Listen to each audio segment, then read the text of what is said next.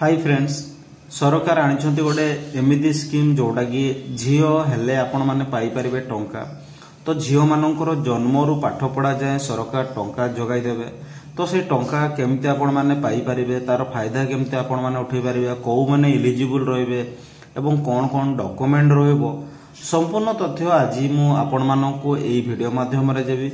एवं वीडियो रे आपण माने कंटिन्यू रहंतु एवं चैनल रे नुआ करे विजिट करथिले चैनल को लाइक कर देबे एवं सब्सक्राइब कर देबे एभଳି भाबे सर्वप्रथमे नोटिफिकेशन पाइबा पई।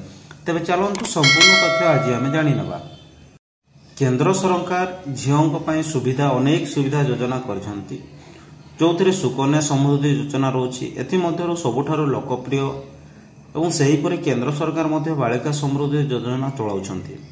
एही योजनार लक्ष्य होउची झियो जन्म को उत्साह करिबा, सेमानकर शिक्षा खर्च बहन करिबा एवं बाल्य विवाह कुप्रथार सेमानकर रक्षा करिबा।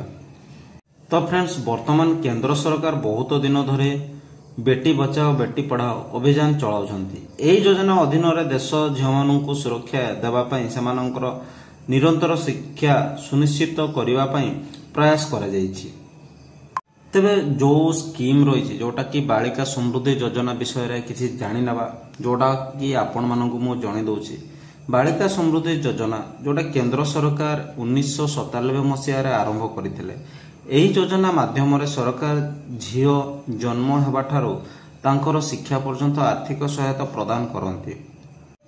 झियो जन्म हेबा परे मां को प्रथम समय रे 500 आर्थिक सहायता प्रदान करा जाए। परिवर्ते समय रे सरकार 10वीं श्रेणी पर्यंत झियोर शिक्षा पाई प्रत्येक पर्याय रे एक छोट परिमाणर आर्थिक सहायता प्रदान करिथांती।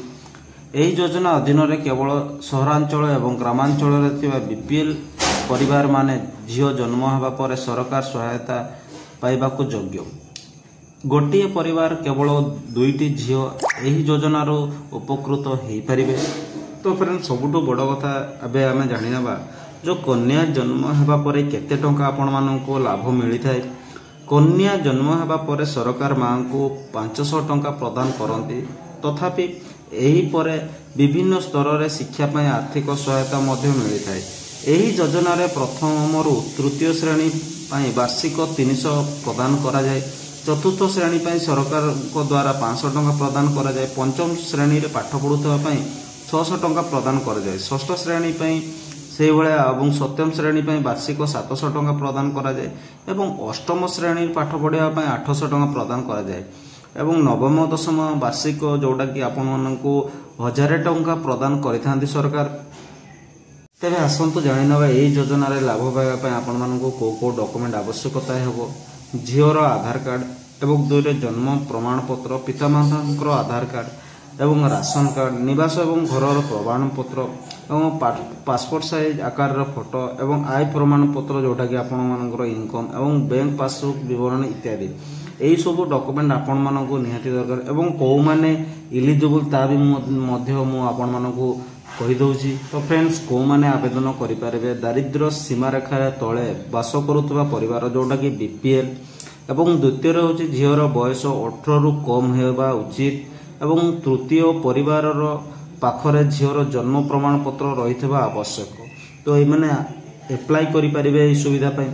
एवं आवेदन प्रक्रिया कोन रहिछि, तो फ्रेंड्स देखंतु को माने आवेदन करि परिबे ता तो आपण माने जानि पाले। एवं आवेदन प्रक्रिया कोन रहिछि देखंतु निकटतम अंगनवाड़ी केंद्र किबा ब्लॉक उन्नयन कार्यालय किबा महिला और शिशु विकास विभाग रो एक फॉर्म पाइबाकू पड़िबो।